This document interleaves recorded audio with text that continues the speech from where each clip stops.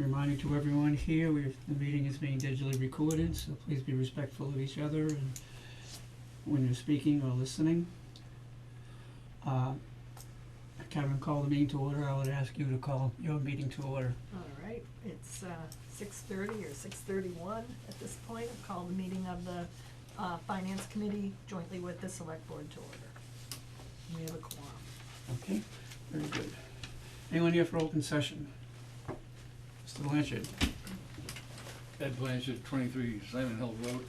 I'm here on behalf of the Cemetery Commission, and I'm not sure when the next joint meeting between the Select Board and ARPA will be, but the Cemetery Commission was looking at restoring about 5 different cemeteries, and but the number was a large number. I think it was like $88,000 to do all 5 cemeteries. But the commission, ARPA, when they met, said that probably wouldn't be able to do that much, but they might be able to do around 20,000.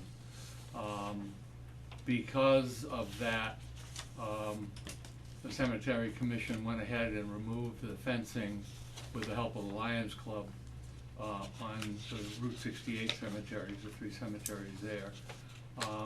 I'd just like to ask the Select Board, when they're reviewing the expenditures with ARPA, for consideration of the Cemetery Commission for approximately $20,000, with which the Cemetery Commission could do a good restoration job on 3 of the cemeteries, Forest Glen, Lovewell, and the one on Route 62. They have an opportunity to buy some old monuments that came out of a cemetery, and they're of a good age, and they would look a lot better than just doing granite posts. So they have an opportunity to get those, but they would need approximately the $20,000 to do the other 3 cemeteries. So just like to ask the Select Board to give that some consideration when they have the joint meeting. Do we know when the joint meeting would be? Well, the Isn't next it- ARPA thing is in the next meeting, right? Yeah. In terms of the But ARPA we're not monies. meeting with the committee anymore. No, we don't have No. a joint meeting with No. them, no. Okay. Chris, what do you?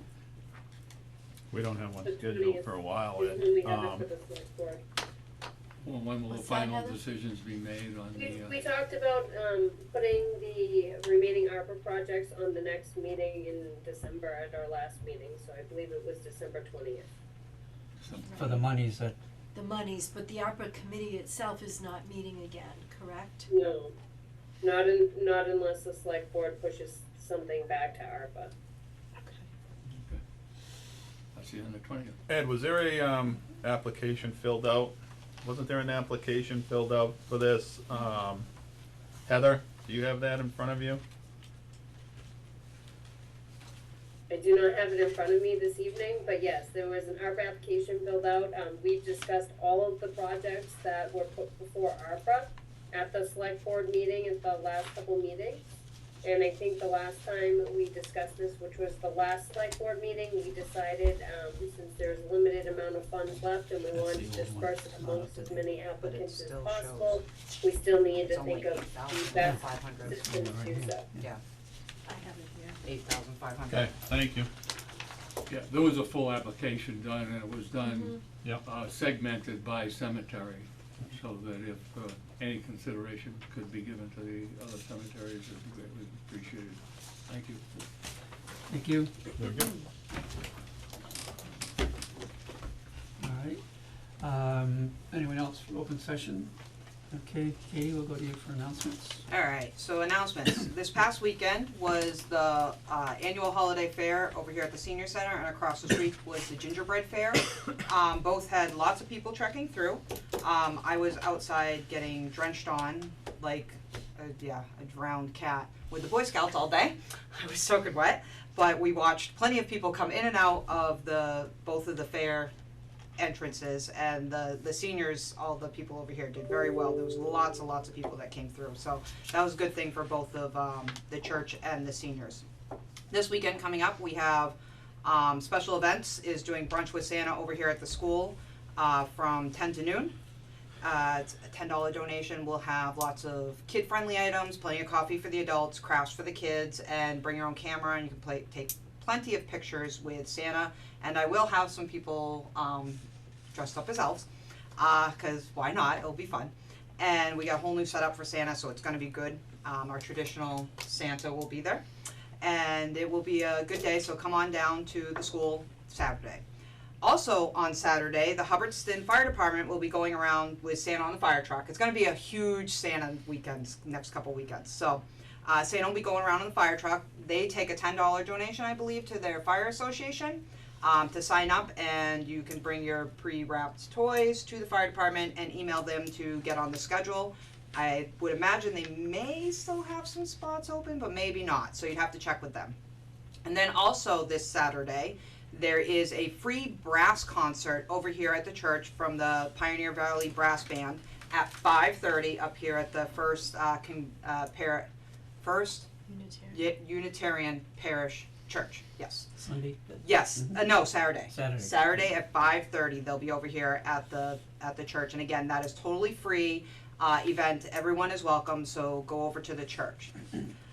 Then we have the following weekend, again, still with Santa.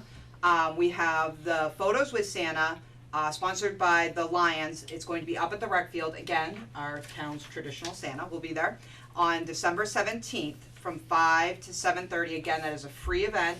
You can go up there. I guess they're doing a red chair is what Clapham told me, a nice red chair for Santa to sit on, and they're gonna have some like coloring books and things to give away. So it'll be a good event to go up there and see Santa again, just in case you missed him any of the other times Santa's been in town. And then also, I do want to put out there that the Hubbardston Police Department is taking any donations of toys and checks through 12/21. You can drop them off at the Hubbardston Police Department for, now it's called COPS. They minus the H out of it. What used to be CHOPS, so now no S, just COP, right? COP. Yes. Okay, we're gonna get this right. It's now COP, C-O-P, Community Outreach Program. So again, toys and checks can be donated up until 12/21 at the Hubbardston Police Department. All right, and that's all we got through the rest of December, and hopefully everyone has a very Merry Christmas. Thank you. Oh, and don't forget to check out the light fight. You still got 1 weekend left. Sorry, throw that Will out do. there. Will do. Thank you, Katie. All right, we're ready to on to new business. Dr. Muir, welcome, and please join us, sir, if you will. Okay, thank you. I appreciate you giving me a little bit of your time this evening. I brought some packets of information. This is just strictly in an effort to try to keep the lines of communication open, giving you some updates as to things that we've been working on in the district. And I'd like to just spend a few minutes going through it. I think I have a packet for each of you, if you wouldn't mind just passing those around, thank you, and I have one for finance committee members. I think I have enough for everyone. Great. Thanks. So do you want to keep one for Josh? Yeah. I think much of this information, we're trying to email to, thank you, to select board, town administrators, and finance committees, on a monthly basis. But I also thought it would be, might be helpful for, I'm trying to make my way to all select boards on a somewhat regular basis, throughout the school year. What you have in your packet, the first three documents are copies of reports that are given to the school committee on a monthly basis from our major departments in the school district. In past years, these reports were given verbally at every school committee meeting, but we find that people don't necessarily attend our meetings regularly, and we thought that if we had a written report, people might be able to access it at a future point if they sort of wanted an update as to what was happening in the school district. So you will see that I provide updates. This is certainly not comprehensive. It's sort of highlights of things that we're doing on a monthly basis. Each report will have a grant update. It will give information about grants that we've applied for, grants that we've received, grants that we're expending. work that we're doing in each department, as well as, you know, sort of some highlights of things that students are doing as well in the school district. So, again, these are emailed to you, but I know some people, you know, it's a lengthy document, you may just wanna pick and choose what you read, but we will be providing these every month, to our school committee, and, I think it gives you, our hope is that it helps people feel more connected to our work and more informed about the work that we're doing in the school district. And so, you know, please feel free if there's anything if you have a chance to read these, if there's anything in here that you have questions about, you want to learn more about, we are always happy to share information and you know, sort of spread the word about the work that we're doing and what we, you know, what our students are doing. So, I won't spend a great deal of time going through this because it's multiple pages, but did just want to make you aware of how we're focusing our time and energy and what we're working on. Any questions on that at all? The next document that you'll see is a lengthy document as well. It's entitled A Sustainable Future for Rural Schools. Some of you may have heard me speak about this. This commission, it was a commission commissioned by the governor that was mandated by the passage of the Student Opportunity Act. You may know that the Student Opportunity Act was enacted about 4 years ago, and it was an effort to fix, if you will, the funding formula for school districts across the state. It came out of a foundation study report that was many years ago, and it really addressed the increased cost to educate students with disabilities, students with that are English learners, and increased health care costs for school district employees that have skyrocketed, and the funding formula had not really accounted for those. Schools with declining enrollment, like Quabbin, did not benefit from any of that additional funding that came out of the Student Opportunity Act. Most of the districts were urban school districts, and any school with declining enrollment did not get any funding for that. At the time that the Student Opportunity Act was being passed or considered by the legislature, a group of advocates for rural schools called the Rural Schools Coalition was trying to get the legislature to consider adding some additional funding for rural school districts at the same time as part of that Student Opportunity Act. That didn't happen. But what did happen was a mandate from the legislature that there would be a commission to study the fiscal health of rural school districts. That study was concluded last May. I was appointed to the commission by the governor as the representative for the Regional School District Association. If you know anything about these commissions, what they do is they hold hearings across the state. All of those hearings were virtual because of COVID. But many rural district leaders, rural community leaders, municipal officials testified at those hearings about how difficult it is for communities like yours to fund education, how difficult it is for district leaders to provide high-quality, equitable programs in rural communities, and how it costs more to educate. In some ways, it costs more to educate children in rural communities because of some of the unique characteristics of rural communities. That all being said, this report encapsulates the findings of the committee, and I think there are, the next document that you will see is a listing of the 36 recommendations that come out of this report. of all ways that, work from the Department of Education, the legislature, and number one, more funding, could help solve. What's currently happening, so I think, the reason I'm sharing this with you is, when you read it, I think it will feel very familiar to you. All of the things that, we struggle with and that you struggle with in your community are sort of outlined here. It brings to life for people who don't really understand what rural communities struggle with. It brings it to life in a way we hope that people will help bring attention to it. Currently,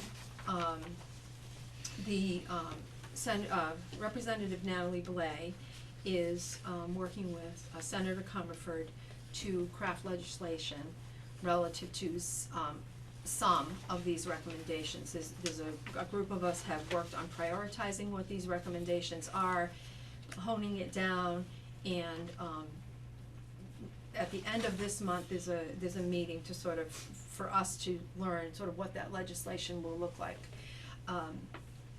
But number one, as you can see on that list, is $60 million in rural school aid. Currently, rural school aid is funded at $4 million. That's the highest level it's ever been funded. And I think it's been offered it's been funded for 4 years, for the last 4 years, but $4 million is the greatest amount. If rural districts were able to get $60 million funded, and if the allocation of those funds were as they are now, there's about 67 school districts that qualify for rural school aid. It's based on population density and the income level of median income of the community. Excuse me, sorry. It's not going to do me much good in two pieces, is it? Quabbin would get about $5.5 million if this one recommendation is funded. So that would pretty much solve a lot of the problems that we have. And it would solve the problems that many rural districts have. I don't know whether, but the reason I'm here telling you about this is, as this legislation gets filed, I'm hoping that our 5 communities and the school district, we can partner to advocate for passage of this legislation, because it will take a real heavy lift, because, you know, our representation in the legislature is so small compared to all those people east of us, that I feel as though if we all band together, and all of the rural school districts and all of the communities that they serve, really, you know, if you can involve Mass Municipal, and we can really get some traction here, there is a chance that we will get additional funding, and that some of these other actions that will help reduce our costs will be funded, or will be acted on. So I will continue to bring you up to date. This is something I report on every month at the school committee, so if they're you'll see in my section of the report, there's usually a little blurb about Rural Schools Commission or rural schools, so that's how I'm trying to keep the school committee up to date as to what's happening with this. But I will certainly, reach out as I learn more about how, what opportunities there will be to advocate for this. I will certainly reach out and, hope that we can work together to benefit both Hubbardston, all 5 of our towns, and the school district. So, any questions on that? I do.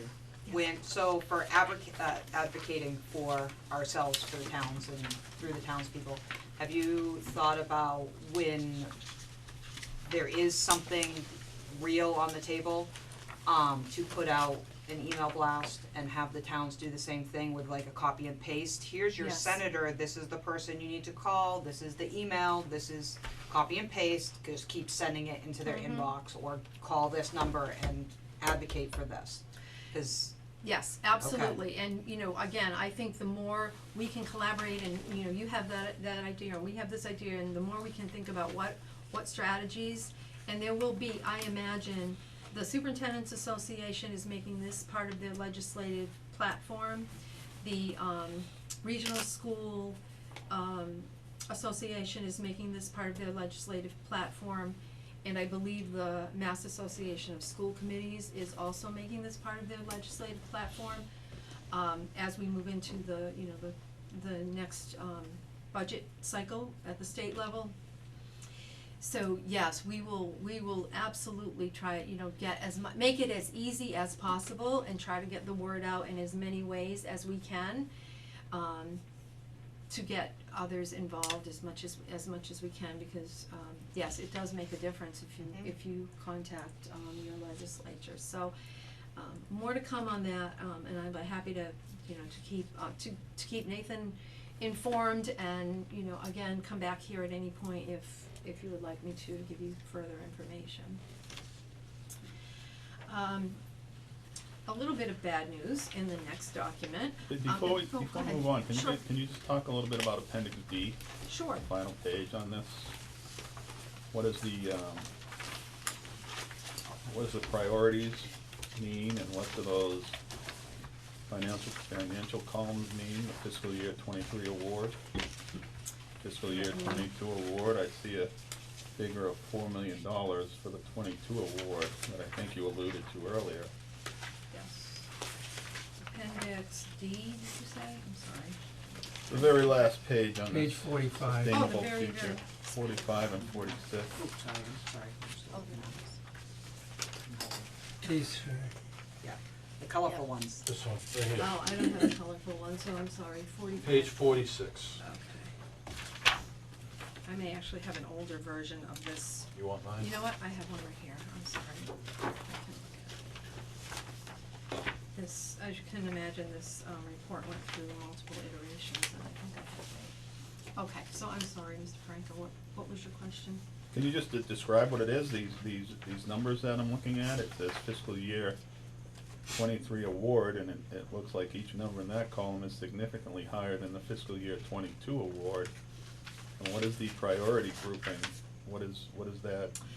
So the priority grouping is, actually, I have it described in my school committee report, I have to refresh my memory, so, if you look at,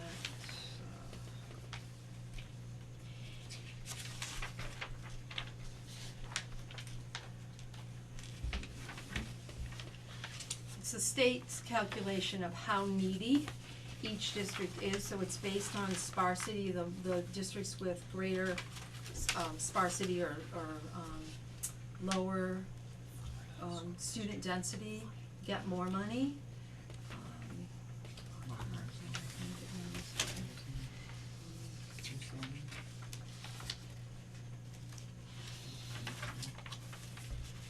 So, a written explanation is on my, superintendent's report in the November report, but I will just reference that. Priority one is districts that serve no more than 11 students per square mile. Priority two is for districts that serve more, between 11 and 21 students per square mile. And priority three funding, is for districts that serve more than 21 and not more than 35 students per square mile. The FY 22 awards, this is, I believe, a projected amount. These are not FY 23 awards. These are, I don't believe these are actual awards, because this is not anything that we have received. We received our FY 23 award, in November, notification of it, and that our district received $379,602. And as you may remember, the way we have been spending our rural schools money over the last, 2 fiscal years is we have been funding capital projects at the middle high school that would otherwise be the responsibility of the member towns to fund. So we used, we replaced security cameras, and chiller tower. In the last 2 years ago, they allowed us, because we were in the middle of COVID, they allowed us to roll the rural rural school money into the next fiscal year. So last year, we purchased, upgraded security cameras for the middle high school because they were extremely old and not functioning well. And, we did some work on the chiller tower.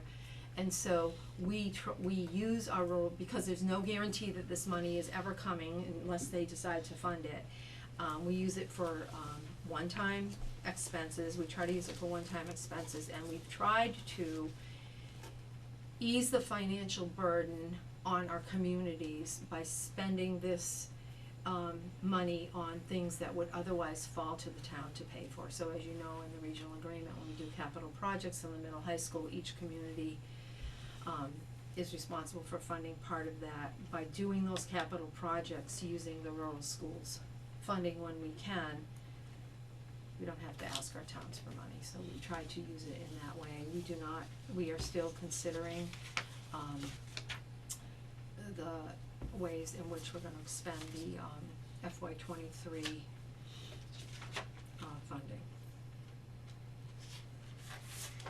So, looking at these numbers, from fiscal year '22 to fiscal year '23, the funding went up $1.1 million for Quabbin Regional School District? No, it did not. I do not know where this came from. I believe this is a projected, it did not. I just said we got, if you see at the bottom, the total on the bottom of page 46, that's if rural schools funding was, $20 million for the state. At the time, I believe the bill in the legislature was to fund it at 20 million for FY '23. It was not funded at 20 million, it was funded at 4, I believe, or 6 in FY '23. I'd have to find the reference to Appendix D in this report, but we received our FY '23 funding. We did receive 261,905 as referenced here in FY '22, but in FY '23, we received $379,602.89.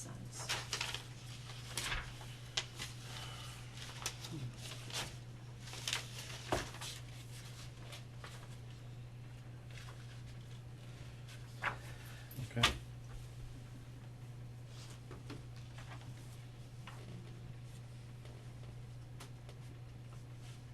Can I answer any other questions? What's the enrollment at the school now?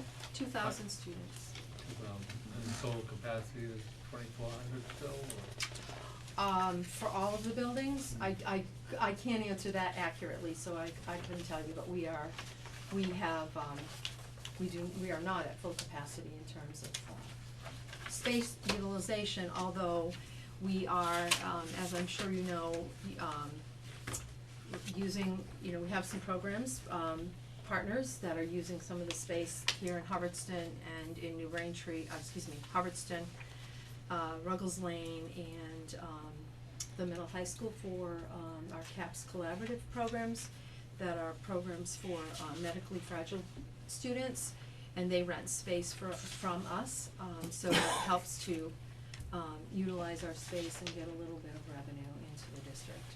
I don't know whether I should be asking you this question or not, but what can the Quabbin Regional District do to get the towns the budget in a earlier fashion than we receive them? Such that our finance committee and boards can do due diligence and be able to have interchange without us having to go to extra special town meeting. I think the challenge with, we develop our budget starting in December, and we send you know, we certainly have many, meetings that are public meetings around the budget. We have a mandate to send an assessment to the communities. I think it's in March. Is that first of March? I can't tell you the exact date. If Cheryl were here, she would have it memorized. I don't, but the problem is, and this will be the case this year, we do not have a good idea of the revenue side of that picture. So, we know what our projected expenses are going to be. What we don't know is the revenue, and now, of course, with the new governor even has longer to put out her budget, and then, you know, then we need the House and the Senate, and so we don't have a solid number for revenue until, at least until the governor's budget comes out, and oftentimes, and most times, the governor's revenue to school districts is the lowest level of revenue that, as it goes through as the budget, you know, as we see the House version and the Senate version, usually school funding goes up a little. So, in order to figure out Okay. what your assessment is, It didn't hurt you enough. Chris is gonna sue. we have to, Sorry. you know, we have to have the revenue to see where the gap is between what our budget is and what's gonna be funded by the state. The other piece of our budget development process that is frustrating, I'm sure, to all of you and to some degree to us, is that we start to build our budget now, as I'm sure I understand you'll be talking about your cycle as well. But some aspects of our budget are simply projections based on enrollment, based on, information that we do not have at this time. So, for example, we just put an oil bid out. When we build our budget, we're gonna put an estimated number. What do we think we're gonna have to pay for oil next year? We won't have the bid. As we get that bid, we will make an adjustment in the budget. Hopefully, we overproject and we can reduce the budget and say, well, we thought we were gonna have to, you know. And that happens in so many areas of our budget that I know that, you know, I've heard people say, it feels like your budget isn't a real budget when you develop it, because you're cutting it as you go along and you didn't need that money in the first place. There's some truth to that. We didn't need it, but we thought we would when we built the budget. But as we get that information, we lower the budget, and because that's the responsible thing to do. And so staffing is another situation. We look at, when we build the budget in December, we look at how many students do we have, how are they allocated across the grade levels, how many teachers in third grade do we need in Hubbardston and in each of our schools, and then we watch those numbers. And it's hard to believe that overall our district enrollment doesn't change that much, but a couple of additional students, so we have some elementary classes, for example, that are 28s and 29s across the district. If 2 or 3 students enroll in that school, that means the difference between 1 teacher in that grade level and 2 teachers. Adding an additional teacher costs a lot of money. And so those, we monthly, even more frequently than that, we are just constantly making adjustments as better and better information becomes available to us. So I know I'm probably putting words in your mouth, but it probably feels to some degree like a moving target. And to some degree it is. It's a moving target on our end, because we are trying to be as responsible as possible in our budget development process. But, you know, and the revenue side is so uncertain, and it makes such a big difference in not in what our budget is, but in what your assessment is and what you end up having to pay, the other piece of that is, and we have this information from the start, is sort of the allocation of how many students in Hubbardston and your target share that we don't have any, that's a state developed number based on your, property values and your, median, your income levels in your community. So that information isn't available to us until at least we get the governor's budget, so that will be early March, I believe. I think she has to have her budget If by the March 5 3rd. community, finance committees, had a combined meeting with all 5 towns and went through what, had their budgets, pretty well firmed up in that. Would it make any difference to the school district if the 5 towns said, basically, given our budgets in 2.5, this is what, we feel that we could, be able to agree to?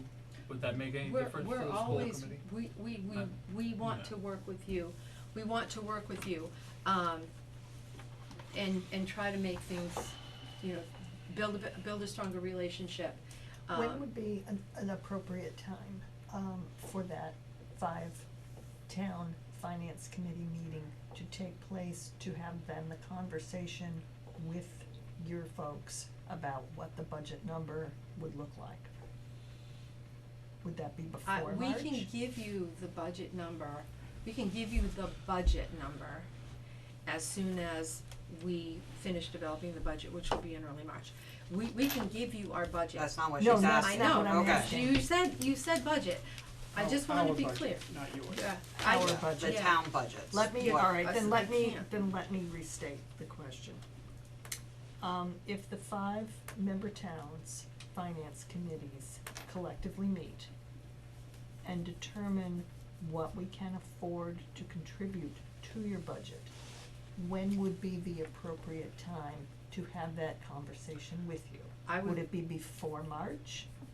No, I would say after March, because we won't have any idea what the revenue is going to be. We have no idea what we have no idea what your costs are going to be until we know how much the state is contributing. I understand that part, but at the time you receive that information, you would then have our input, and that could inform your final offering to us, and so I'm suggesting that as a procedure. Does that make sense to you? I'm happy to do it at whatever time you feel it will be most helpful to you. We can meet as many times as you want. I have no problem sharing information, having a meeting. So if you feel it would be better to do it prior to the governor's budget, absolutely, let me, Okay. we have not had our first budget subcommittee meeting. Right. We're actually a little bit behind in our planning process because we've had, some vacancies in our central office, we've had some resignations and positions that we needed to fill, and people have been doubling up, and so our planning process is a little bit behind, so we were, at this point in December, we would have probably already had the principals working on their budgets.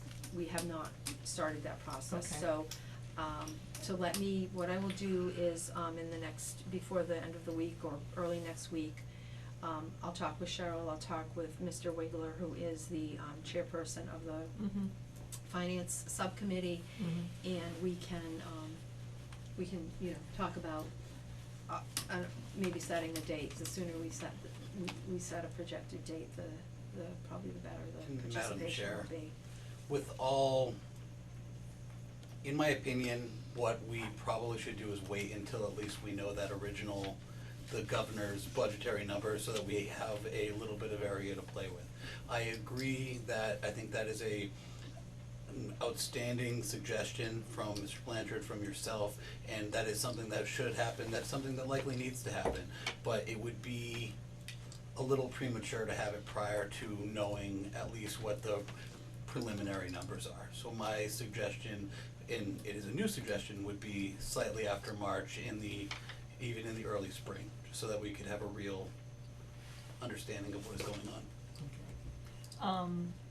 Usually the public hearing on the school budget is mid-March. Mhm. Is that's still Yes. the expected Mhm. timeline Yes. here? Yes, Okay. absolutely. Dr. Miro, I got a question on the last document that was in the packet having to do with the special education. What in the world is happening there where annually it's a 2% increase and it's gonna increase by 14%? Yes, sir, that is my bit of bad And news. Yeah, because this actually is nothing to be, I that you can, think you can't discuss this stuff because of it, what's passed of special ed is mandated by the state. This is nothing that has anything to do with the Quabbin Regional School District. This rate is set by the Operational Services Division from the state's Executive Office of Administration and Finance. This increase is staggering. It is unexpected. It affects every single school district in the state of Massachusetts. And essentially, what they have done is granted to schools that service significantly disabled students a 14% tuition increase. And as you said, Mr. Williams, typically it's been 2 to 3% a year historically. This is a copy of Cheryl's letter to Senator Goby. I was in a meeting with Commissioner Riley and a bunch of superintendents last week where this issue came up, and the question was asked to Commissioner Riley, is there going to be any relief? And he said, no. He said, this is law. He said, the legislature is aware of this, and there may be some additional funding to offset these additional costs, but that will have to play out in the budget process. So as you can see here, if we didn't add $1 to our budget for the next fiscal year, we would be starting with a 0.63% budget increase, because this is an additional $228,000. Now, that being said, that's if we have the same number of students enrolled in out-of-district placements, if everything remains the same. This is also a moving target for us because we could have more students enrolled in out-of-district placements, hopefully we have fewer, but if we have the same number of students enrolled, we're starting our budget process with a 0.63 increase that was mandated from the Operational Services Division. So I only share this with you, well, I share it because it's bad news, but I also share it with you as an example How we're screwed. of the unfunded Like, mandates seriously. that we are dealing with. I mean, we haven't even got our first tax bill for this year, right, the next new year, and now we're already tackling another increase. Taxes are going up again. Time to get out. So, the final document in your packet is,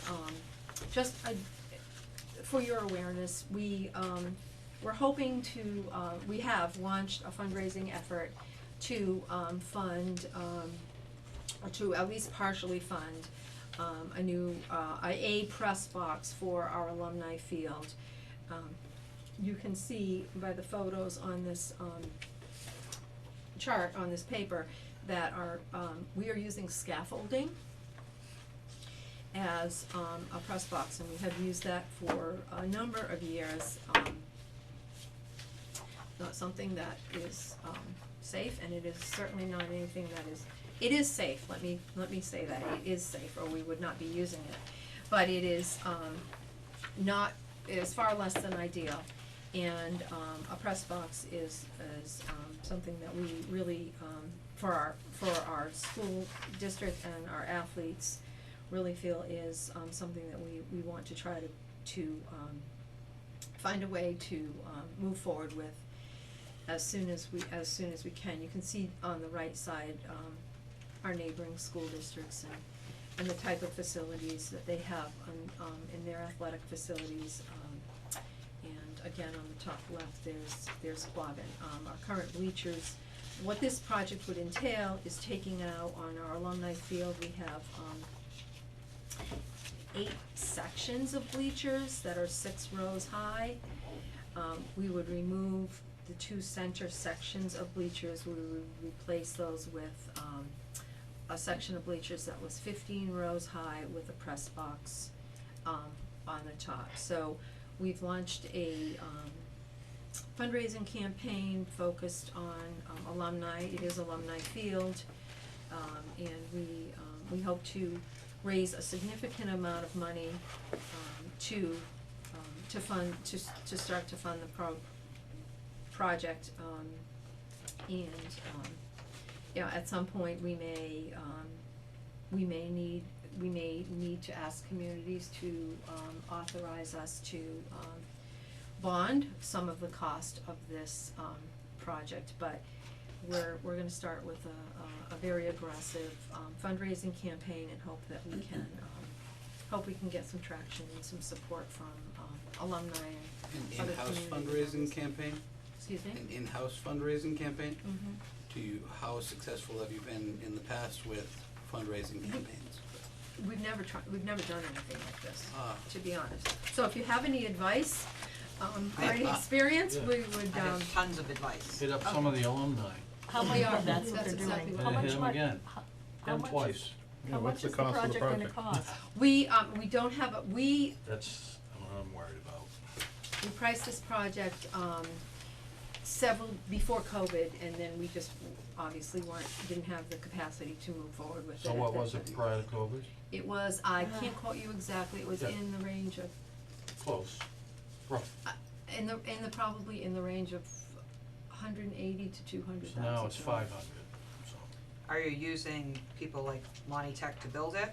We would have to go through a procurement process, we're not at that stage, we're Okay. really just trying to see if we can raise some money to begin the process and to really explore it, so,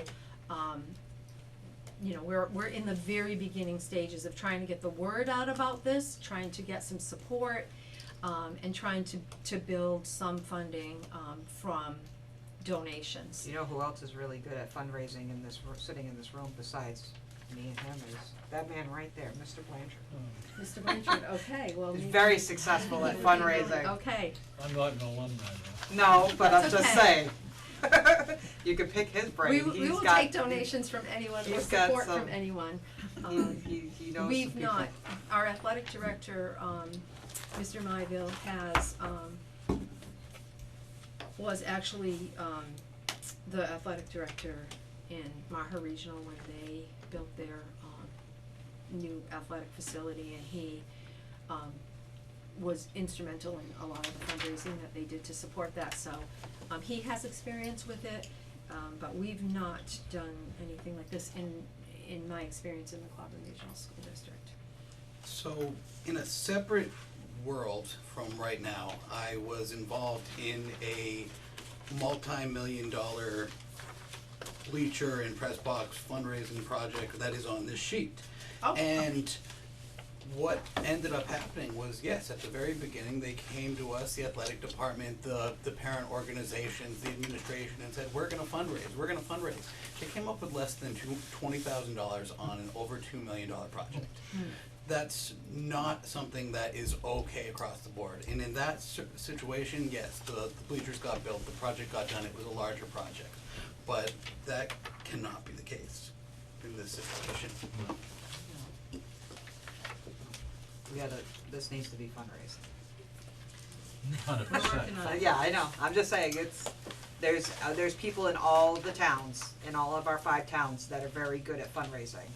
And there's also a lot of alumni that have some very deep pockets.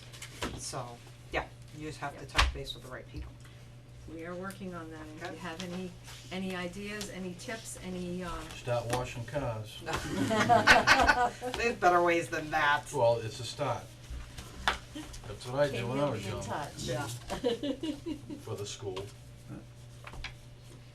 so that's all I have tonight, thank you very much for your time. Well, I just have a couple questions, if you don't mind. Sure, What is the ratio of students to teachers? I don't have that, How I many, can't what tell. is your average classroom size?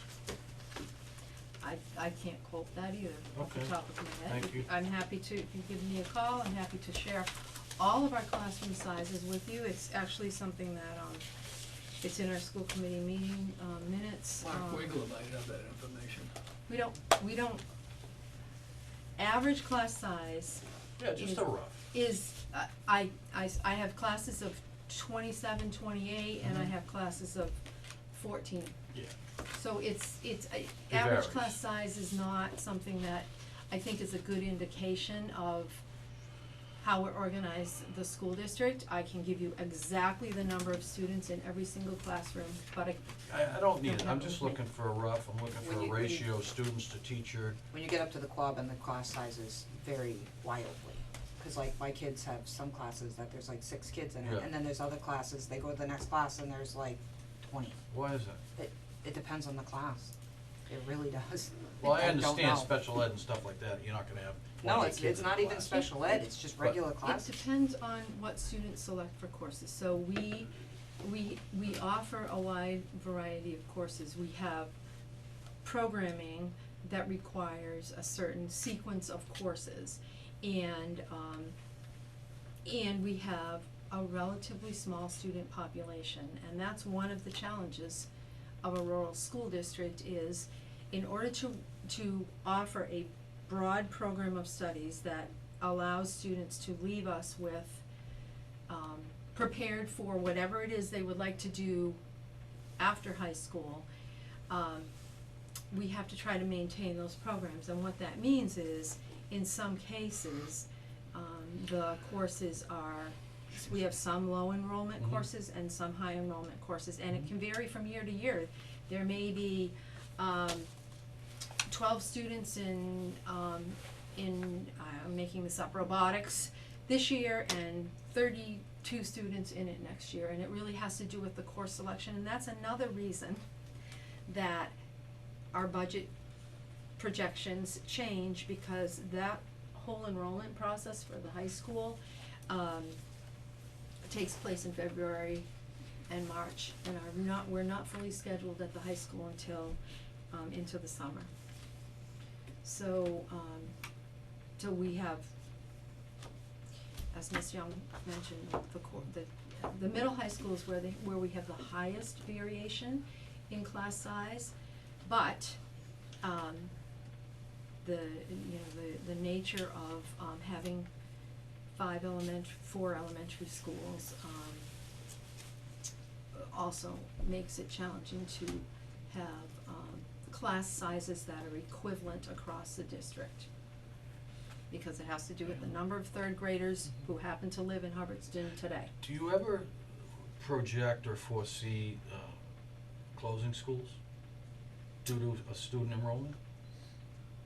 We attempted to do that, Okay, we were not successful. okay.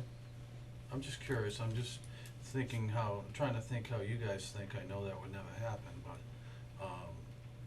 I mean, enrollment's down now, I think, obviously compared to what it was 10 years ago. We're down 1,000 kids, right? Yes, sir. But price is up, enrollment's down, and it's not gonna change. Well, didn't You it know what go I up this Our past year? our Yes. What, enrollment did enrollment increase. did go up, Yes. yes, and she did mention that the last time we spoke. Yes, It did go up slightly, and it went inched up slightly this year as well. yeah, But it's so, not- I mean, Ed, what do you have? everybody's. Last question, what percentage of the student body is school choice? It's I can't quote for this year, but it's been between 12 and 14% consistently for the last 10 years. What was this? School choice. Thank you. School choice. School choice.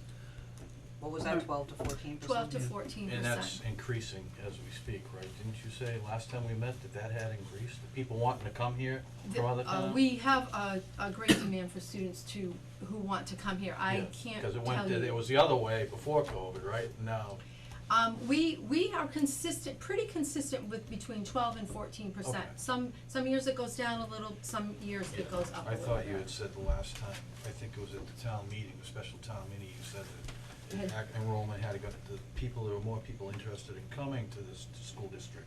That's what you did say at that meeting, that enrollment have. was up We have, yes. for school choice, Mhm, to come last into year, I our believe. system, Mhm, compared to obviously the prior year. prior year. How many people are turned away? Like, is there a waiting list? There every is, year? there is a list of, the way school choice works is people, I mean, we have people on the waiting list all of the time. When we get to the point that we feel as though our enrollment is stable, so mid to late summer, then we look at class size and we say, okay, so there are 20 students, I'm making this number up, there are 20 students in grade 3 in Ruggles Lane School. I can take 3 or 4 school choice students there, fill those seats and not cost us anything, we'll get revenue, and we won't have to hire an additional teacher. It's tricky, because if 2 more students enroll in Ruggles Lane, now we're up to 25. But we've been, so, you know, sometimes we, there are places where we close, we just say absolutely not, we cannot take, we have families who call and say, I have a 5th grader and a 2nd grader, and we say, well, we can take the 2nd grader but not the 5th, and then they usually say, well, no, I'll stay where I am. So it's something that we really watch very carefully and try to project, but it is, you know, and I think we're very successful in managing those numbers. It's easier to take students in the middle high school because there are more places to sort of spread them out, than it is, so we generally take a significant number in 7th grade, just because that's traditionally when, other, you know, school districts sort of end elementary school, and, folks sometimes wanna come here for our programs, for some of our programs that we have at the high school, and getting them in 7th grade seems to be a way to guarantee that they have a slot. Now, as far as school choice monies coming in, does that go to a special account? Yes, sir. Just for It's a revolving account. revolving account for, We fund, some positions with it. We Okay. fund, one-time expenditures right now. What we're trying to do, our plan for, to avoid the funding cliff that will happen when our ESSER funding is gone, is we're really trying to build our school choice reserves, so that, if we need to maintain those positions that are funded through the ESSER money, that we'll have, a reserve to fund those, and we won't have a funding cliff at the end of our ESSER funding. Okay, I think we should kind of wind this down because we have to, Can I just ask Go ahead. one quick question off the subject, probably easy? The clock on the school here hasn't been working for some time, and I've asked Sandy about it, and Sandy's reached out to Kevin Clark, you know Kevin Clark? I do. Bowen Regional School District. I guess he's looking into it, but we haven't heard back from him yet about it. Can you Okay. double check with him and let maybe Nate know what the Sure. time frame on that is, or what the issue might be? I will be happy to. Excellent, thank you. thank you, Dr. Higgins. Okay, thank you for your time.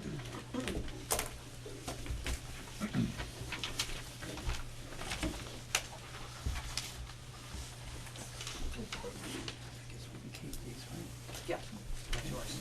Yeah, choose to keep. Some easy reason. Okay, we're still in joint session now, we'll move to, discussion on the budget goals, now that we're all feeling so positive about our budget. we're already in trouble. We're already in a hole 24. before we even start, so, Unbelievable. so,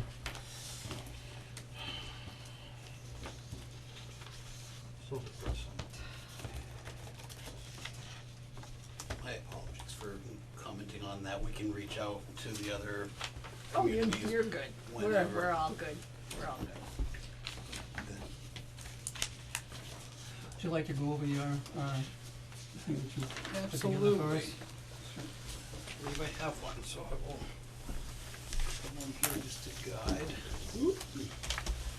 You don't have it committed to memory? No. Let me write that down. Yeah.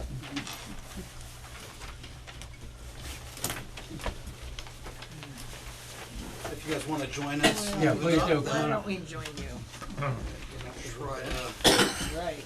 get everybody Push in your so seat. that Heather can have a partial understanding of who's saying what.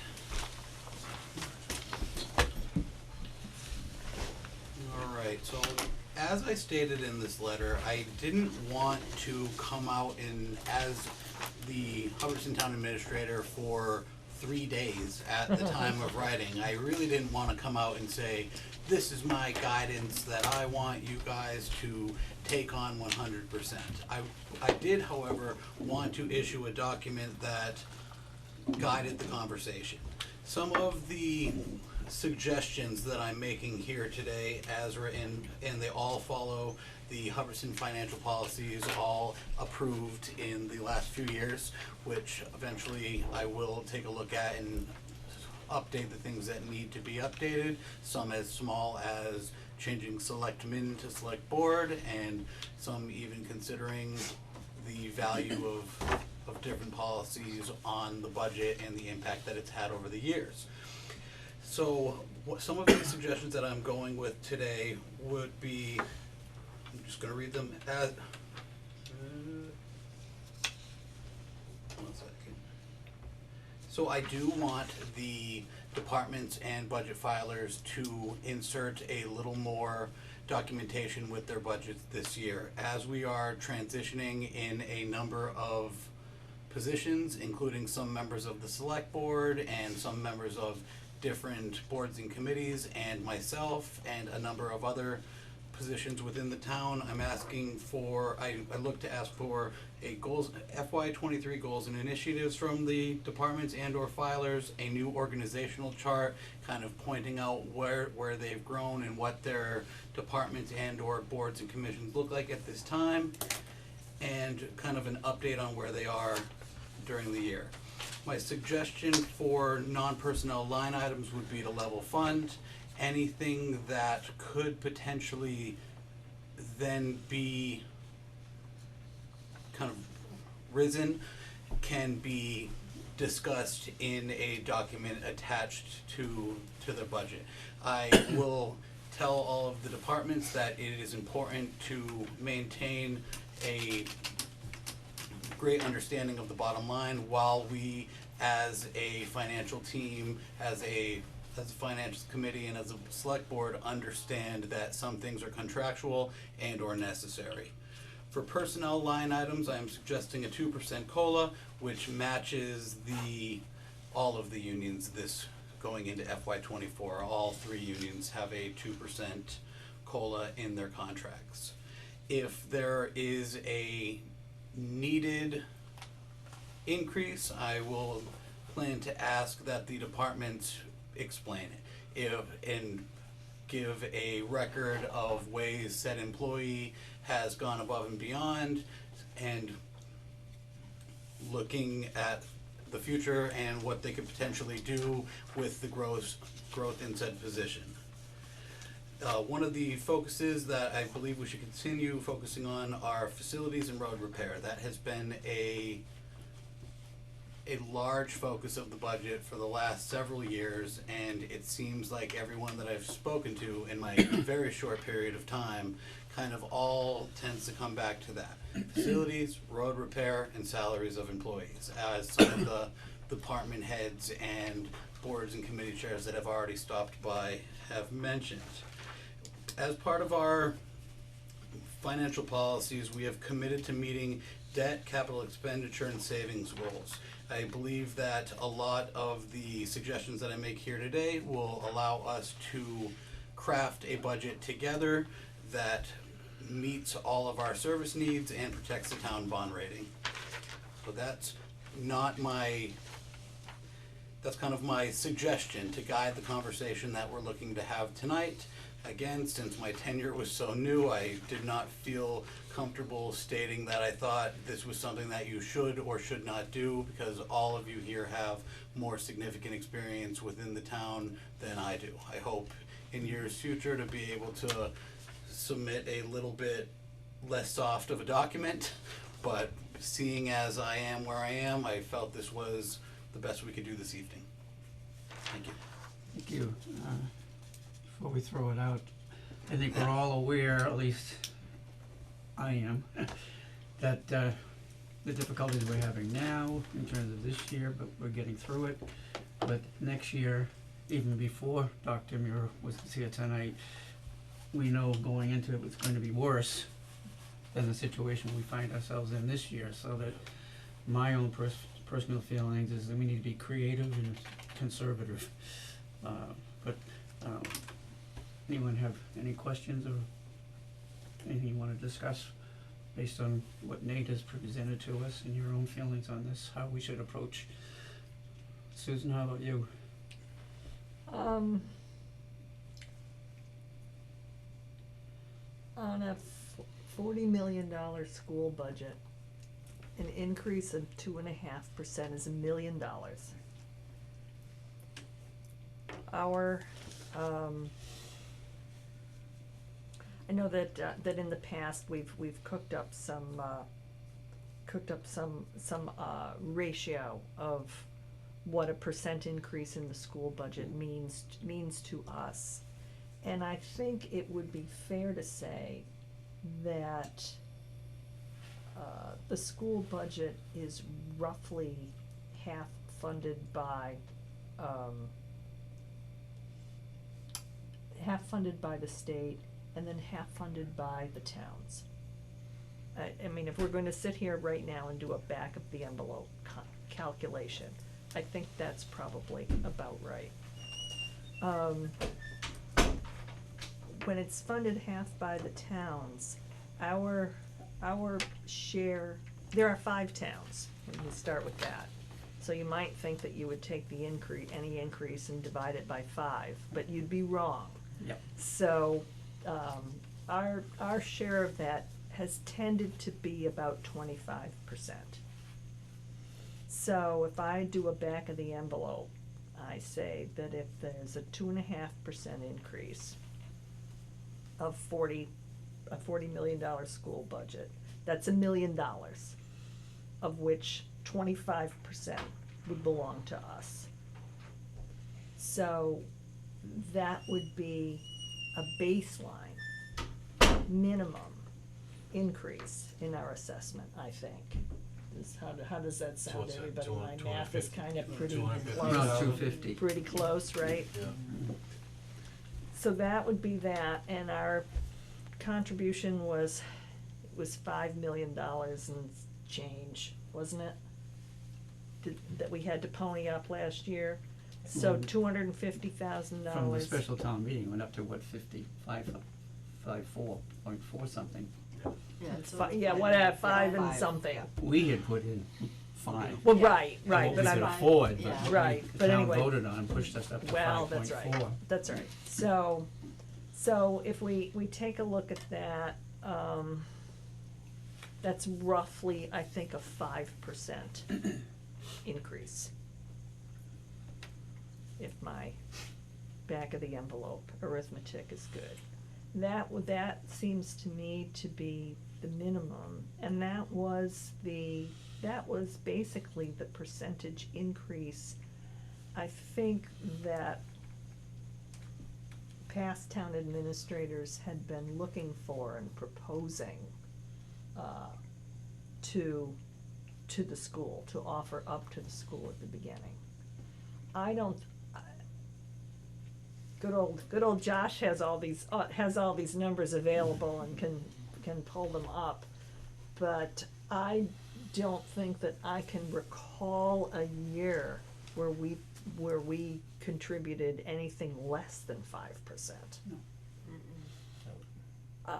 Not in my 9 or 10 years No. doing this, I don't and remember probably before that either. So, As a minimum. that's right. As a So minimum. 5% is a minimum, and a wish list, a pipe dream. Yes. So with that in mind, if we anticipate an increase,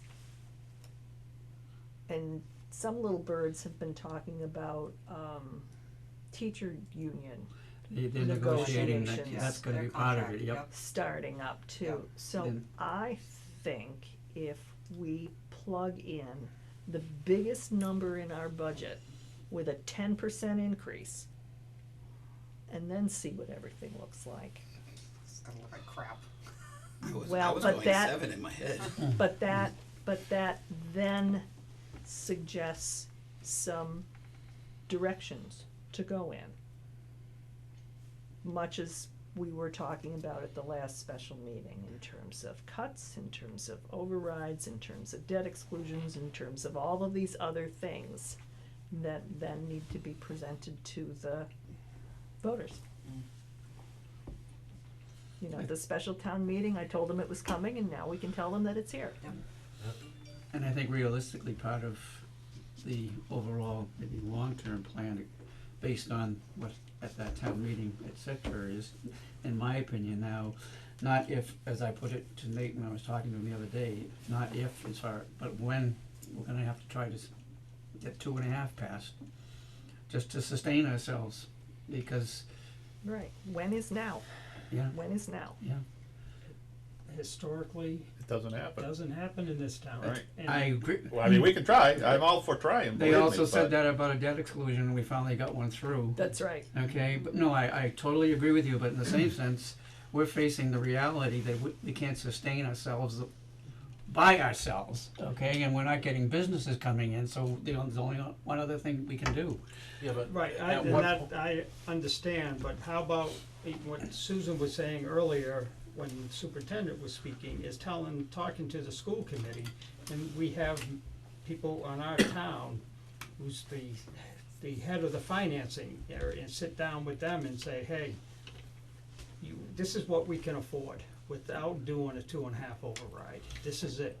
So well, yes, they have to wait to hear from the governor and then the Senate as to what they're going to get from that, but they can still adjust their budget to say, no, this is what we have to live with, we have to make adjustments, just like the town has to make I adjustments. think they what- should have to make adjustments too, they really Well, I should, think but what they we- don't. Right, but Sheila isn't gonna do it. No. So our work is to work with the school committee Right. itself. Yeah. Right. That's where the directionality comes from us.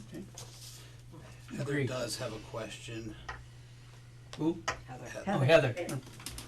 I figured I could raise my hand and, check and see if Nate was paying attention. So I just wanted to say that I agree with Susan on this one. I even agreed with her when she was talking earlier to Sheila about the concept that, it's really, I think, important for all of the different towns to come together and figure out what we can afford. I understand Sheila saying she needs to wait to see what the state's gonna give them, but as, Susan just very accurately pointed out, 50% of their budget actually comes from the towns itself. And if we're restricted on how much we can give, they need to know that, because they That's can't right. just keep, we talked about this last year, and this was one of my frustrations, is I always felt like, especially the school district was operating as if they're an enterprise fund, right? And we talk about this often. A general operating budget, what you do is you sit there, you figure out what your revenues are, and then you calculate your expenses to be within the limitations of your revenues. When you do an enterprise budget, like if you have water system or sewer system or something like that, you figure out what the total cost of your expenses are, and then you go Pass back it on. and raise the rates. Yeah, you pass it Right? on. And that's what keeps happening to us. Right. I feel like we're a water customer, right? You know what? We need some more teachers, we need some more other things. We're just Oh, we gonna need some raise bleachers. Oh, they never cut, they Oh, always man. increase, I've never seen the school cut anything, so. If you look at that letter, Nate sent me the pictures of the piece pertaining to the 14% increase. They Yeah, actually state in here that they're going to, have to decrease things to be able to cover the cost of it. And I was like, that's fantastic. That's the first time you're committing to actually keeping within your Budget. financial means. but that isn't what she said. No. She That's said, that's what "You she will have to that's what she. paragraph." I know they might have wrote and said something Oh, different. no, but on the no, I'm- letter, No, what I'm saying is that that's in the letter to Gobi. I saw that Yeah. because that's the threat to Gobi. But what we got told here tonight is that even if they level funded everything, they're gonna push that increase onto us. Yeah, Yeah. the So bad it's not- news, the yeah. bad news. 6%. That was our because of bad that. news. Yeah. Is that we're paying for it anyway. Yeah, she then already we can't knows it. support the letter because it's not accurate. No, I know. Well, but it depends on who the audience is. Yeah.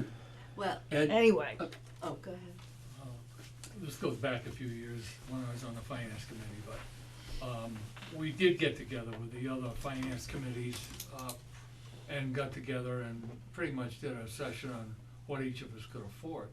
Because the only leverage you have against the school budget is if 2 of the 5 towns don't agree to the budget and continue not to agree to the budget, then the state will come in and do a complete audit of the school and see whether their budget is in line or not. In the meantime, they freeze the budget to last year's budget until that audit can be done.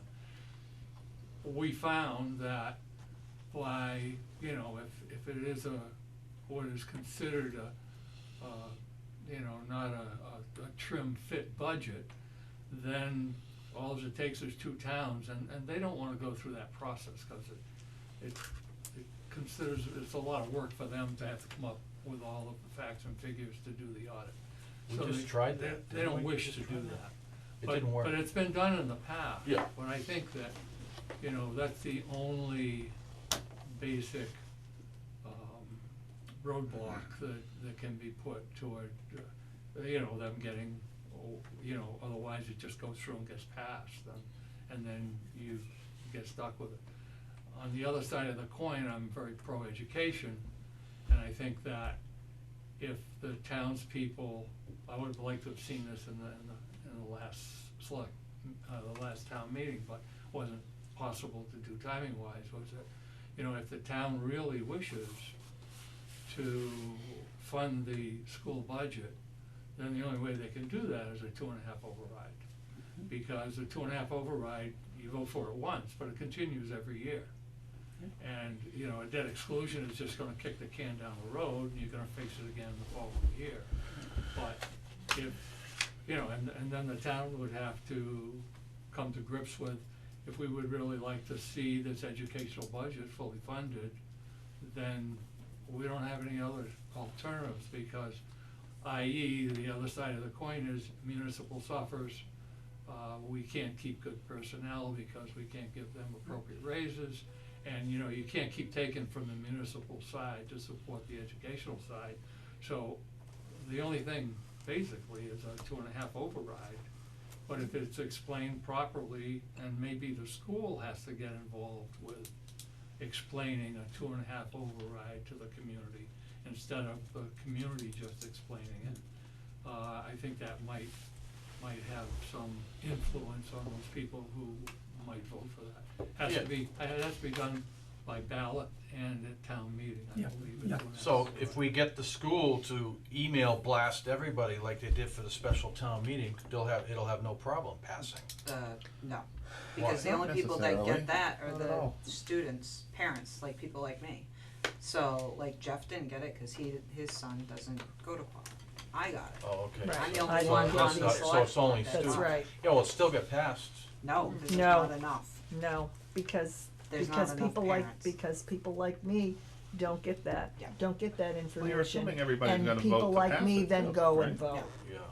And so maybe people like me vote yes, and maybe people like me vote no. But Right. so Yeah. far, more people Vote have no. voted no. Yeah. Right. So the campaign has to be completely different from any campaign that's been done before. Right. To the extent any campaign has been done before, which, with all due respect, it has not. So. I totally agree, I that's- mean, And I mean, I would to Ed's point, consider- is we got the rug pulled out from under us, cause we would've been 2 towns. Yep. And because instead, we thought we were in. We know, and we- because we were relying, it was organized, it was obviously organized. Right, Can I make And a it's not a suggestion? coincidence, and it's not a coincidence that some towns get level funded year after year, and some towns get, you know, these hikes. It's, they're building in dissension amongst the 5 towns, because a town that's getting the number that they budgeted for isn't gonna bond with a town that's getting the shaft, you know what I mean? So. But that isn't it's something targeted. that they cook, that's. Oh, I don't know about that. Oh, I know about that. That's not how the formula works. It's a formula. They can't bake that cake. That So how formula, does it fluctuate every year? it's a state. because It's the different assessments. towns assess properties at different times. Right. One of the things that the select board in its prior Carnation was going to try to do, was to get all the towns to agree to do it at the same time. Yep. Right. So we would 'Cause avoid we got this hit kind because of, we had 100% this kind of, reassessment. Right. this kind of thing, cause we've been just as guilty of that as well. Right. Oh, It yeah. came in at 7% and we're like, phew, the hell with everybody else. Yeah, right. And there you are. Right. So, but that's math, that's arithmetic, it's not them. As much fun as it would be to say it's them, Right. it's not. Sandy, you wanted to say something? Heather also has her hand up after. Oh, okay. okay, Sandy, go ahead. I just wanted to suggest that we need to put it out there this year to the people that if Quabbin gets a 10% raise in their assessment, what it's gonna look like for the town. What positions are gonna get cut, what town offices are gonna have to close, you know, the hours reduced, the broken desks that our employees are dealing with and things like that, because we don't have funding for all those extra things. I think, you know, pictures need to be out there and just situations need to be out there so that these people see, okay, you wanna pass the budget cause the school wants more, that's great, but this is what's gonna happen. Your road might not get plowed because we're gonna have to cut a DPW worker, and so it's gonna take 5 hours longer for your road to get plowed. Or like when we used to have the stadies at nighttime because there was no Exactly. police force on at night. So if something bad happened to you, I remember that. you better hope that Yeah. there's a stadium in the area. In, Yeah. remember Sleep that. with your gun, that's all you gotta do. Yeah. in an opinion, just because I'm coming from a world as a town clerk, a time in which we may want to consider making this sale is at the release of the annual census. Because that's a time that gets, a document gets sent to every household. They're opening it up because there are ramifications to not filling that out. So if we can use that time or tax bill time to make a case on what some of the ramifications are in funding versus being a little bit conservative with the budgeting, we may wanna consider doing that What's the timing on that? When does that stuff go out? next month. Ugh. Yeah. The tax bill? No, on the census thing, I'm Oh, trying to remember oh, when oh. that showed, when that Do warrant you was guys in, mind I if I don't make a remember. comment? Excuse me, Heather. Okay, good. Tom? Yeah, so I had been a selectman in Phillips, and I've heard this conversation before. I'm on the finance committee now. The ESSER funds for us, and she made a comment that I don't know if anybody picked up on. She said there was a cliff. As far as I know, that money evaporates at the end of 2022. So we were looking at class sizes for the elementary school at 22, 23, and without the ESSER funds, 29 to 32. So she made a comment there, and I don't know if you wanna kinda ask her if those funds are gone, and now you guys are gonna have to find out how to get that money if you wanna keep those class sizes down. Because I noticed you picked up on that, you started asking about class sizes. Okay. I mean, I know times have changed, but when I went to school, there were 32 kids in a class. But Yeah. I know. I can tell you how many are in each classroom But I in know- school, cause I send flyers. I but mean, don't know about today's other children, schools. I mean, we're a lot more technically advanced than I was back in my era. So, I mean, they need more attention, you know, and I But I understand that. There are other things that, as a retired teacher, I'm speaking, for example, especially in a high school, let's say you have a beginning year French. Yeah, You got 34 desks, you may have 34 students. yeah, But French 2, you're not gonna have those 34 kids again. right. French 3, even less, but you're still gonna Right. offer that course, so I mean, Yeah. it's not a question of, you got 40 desks, fill them up. No, I Doesn't hear work you that there, way, yeah. you know. Mr. Yeah. Chairman, Heather is trying to get in here. And, okay, Heather, and then Ed, go ahead. Thank you. That's okay. I'll wait patiently. No worries. So my only question, and I don't know if any of us know this, but I'm just curious, I guess, what their policy is on school choice kids, right? So when we're talking about classroom sizes, and, you know, not knowing how many kids are coming in one year or the other, depending on, you know who's moving up, but you don't know necessarily what's gonna happen with new people coming into town or people wanting to school choice in. And I think one of her comments earlier was, you know, if you have a class of 29, you're fine, but all of a sudden another kid comes in, now you have 30, and now you end up having to hire a second teacher, because you have to get the classroom size down and you can't have over X number of kids. So I guess I'm just curious, and I don't know if that's something, Susan, I'm looking towards you almost because you've been around a little bit longer to know if that's a question we've asked in the past. Not as far as I know. Okay, so Nate, if you can just jot that down at some point when we're asking 3,000 questions, we can throw that one out. We've not been, to my knowledge anyway, we've not been involved in the front end of this budget, which is what we want to do now. Right. Mm-hmm. It's always the afterwards that we get. Well, we find out about it when the public finds out Here's your about it, bill. is the Here's- problem, yeah, here's your bill exactly, is what we get, yeah. exactly, and And it's, she and wouldn't even it's too commit to late, it, so. Ed, so, Well, you know, if we get if we ever had a serious drop in school choice, our budget number would just rocket. that's right, So, school choice is very important to Quabbin Regional. that's right. And, because they have so much overhead anyways, and, you know, you take away all that income from school choice and our budget would go. Hey, what are we would talking, skyrocket. 300,000 to 400,000, right? Perhaps the finance committee would consider inviting the school board to your budget meetings when you get toward the end, so that they have, you know, if you're gonna be finishing up maybe February, I don't know what time you would, but maybe you should invite them to one of your last budget meetings so that they're aware of what our town situation is, and then they can provide that input to the Quabbin district. Well, I was last question thinking I of, have, and then I'm gonna be quiet. sooner rather than later, because if they haven't started yet, then the time is ripe. Yep. Mm-hmm.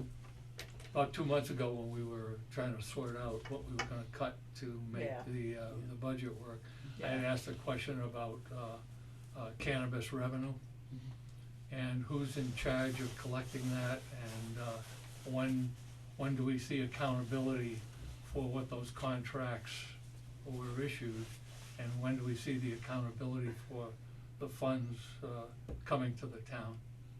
I don't know, Yeah, when do we? we just asked that question, but Nate's brand new, so he was gonna get us the answer. Yep. Good, I excellent, think he's been asked that from more than one person. Yes, there's a few of us that I have think- asked him that. A few of us. Yes. Yeah, I think money is due right now, anyways, so. a lot of money, a little money? Well, it goes on what they grossed. Yeah. It's a percentage What of they the sold, sales. yeah. Like 2 or 3% or whatever Right, it but is. is anybody selling? Is there They any must activity? have. Is there any They've activity? I harvested. don't know. It was I have all- no They brought idea. It in was the all whole- they spoken brought it for in, as yeah. far as I saw. Is it? Supposed to be Okay. done But- annually, I believe. Yeah. Yeah, Right. unless but it actually has to leave, so just It because. has to be sold, and they Yes. have to Well, get that's- it to the, well, yeah. And the That's money I'm has to just transfer, Right. so. Don't know that anybody Yeah. is, that All that we know activity is- is happening. Right. there's All been, we I know haven't is seen that any they activity over harvested there in their 3 Well, or they, 4, well, 5 what weeks. is what is the reporting requirement? Is it annual? When are they supposed to It's tell right in us? the contract, whatever the Unless- contract is. I don't know. Assuming can't they vote. have to I think report we're something kinda to the getting off state. track Right, here, but aren't it we? might be, Can we reel this in a but if little it's bit? annual, it will be a talking fiscal budget, year, aren't we? and so you're, We're talking you cannabis gotta right wait now, until the and revenue that 31st, doesn't, so. doesn't even exist right now, so why are we talking about it? Well, it is there, it's there. Well, yeah, but if they But don't, yes. but if there's But I no think we're just obligation here to to report it, strategize, then it right. doesn't matter if Right, it's there. so let's Yeah. pretend it's not. But either way, Nate's on. But I like a lot, I like a Excellent. lot of things I heard, I mean, you know, obviously we wanna partner with the other 4 towns, obviously we wanna get in the game early. Obviously, we wanna avoid an override, that probably might not pass if we can, obviously, we might have to go for an override. Well, what does the select board propose to do? Does the select board propose to invite the chairs of the finance committees to meet jointly, or what exactly are we doing here? I personally would like to see the 5 finance committees reach out to the subcommittees, you know, your own people for your towns, like you had said, to start putting bugs in their ears, inviting Quabbin to your meetings, but we have to get the other 4 towns involved. And then I'd like to see all 5 committees go to or at least send a rep or something to these committee meetings with Quabbin for budget. And I think we need, all 5 towns need to be on this, like, a little bit more aggressive and on the same game page and get in Proactive, there maybe. in the beginning. Proactive. Well, this town finance committee can do that, I know you can. and this town finance committee might reach out and talk to some of the other finance committee chairs, but I suspect that if the select board of Hubbardston talked to its other peers Partners. as well, and said that this was going on and got directionality going in those towns, because the I will listen to you. Will I listen to somebody else's finance committee? Probably not so much. So the real push comes from the top down. So that's what I would ask you to do, is talk to your peers at the other towns and get some push going in that direction too. In regards to having In the regards finance committees as a whole to the meet. finance committees getting together, and the finance committees getting together with their own school committee reps Mhm. who are there, so that there is a sensitivity built into the committee as they listen to the wish list Mhm. of the administration, and perhaps exercise a little more nuanced judgment as opposed to rubber stamping whatever comes down from Yeah, we need to start administration. working together. So maybe we could, Right, initiate a communication to the Afterwards. 5 select board Yeah. chairmen. yeah, that, And you can do explain what that, we- the town what we're the town talking about, what we'd administrators like can to- talk to one another. Just a minute, I mean- Ed, okay, just a minute. I mean, I think that of each of us, we should all be talking to our counterparts, Mhm. but with that goal, in mind, with the goal So of that's something we bringing can the, do. bringing the committee, the school committee reps into this conversation. And the town administrators have already begun that conversation, albeit a little informally. As part of a STAM meeting, other town administrators from the Quabbin School District all expressed the same level of frustration. It was actually brought up, like, how can a school have a $40 million budget when all 5 municipalities don't have $40 million together as part of their budgets? So that has been expressed, and we may have to be innovative in the ways we express this, and that's something we all seem on the same page to be doing, but they anticipated us to be upset this year. After the special town meeting, after everything that happened, I'm sure that the superintendent knew this meeting this evening was not going to be fun by any means. She kind of expressed that the minute she got here. So I guess that's all I have for right now, but Heather also had a Well, comment. Ed had his hand up for a Oh, second. okay. I was just saying, in the past, it gets too unwieldy if you put 5 towns and 5 finance committees together. You got 25 people, and you're gonna add select board. I think we had 1 representative from the select board and 1 representative from the finance committee of the 5 towns. And they got together, and that was basically how it was run, because otherwise it's just too unwieldy with so many people. Mhm. So you could give that. What you gotta do is get the 5 towns all rowing in the same direction, right? What Good luck happens with- is good because luck of this with number that. that we discussed earlier, right, some towns bail because, like you said we did years ago when we got our 7, we were happy with that number, right? So we said, okay, fine, pass it, we're gonna shut our mouths and we're gonna do it. And that seems to happen for whatever reason, every year, 2 towns are left out in the cold and they don't have the votes to stem this thing. So maybe, if we can all, work together, even though your town might be getting the benefit of, the allocation this year, united we stand, divided we fall. And maybe this 14% that's coming down the road is gonna put every town in that same bucket, and we will have 5 towns in agreement that the budget is unattainable, but. Well, the goal would be to to not necessarily defeat a budget, but to have a true collaboration here, Right. rather than the model that, rather than the enterprise model that has currently been offered. So that's what I would see that as a success. Now, having said that, the number may still be horrific. And then we need to have a plan to present to the town the alternatives and look to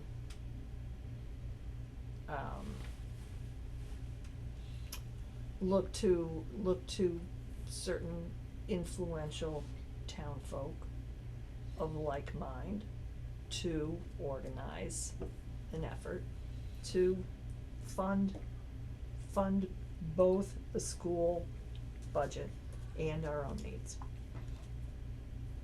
So, if, Jeff, can I add something? Go ahead. Thanks.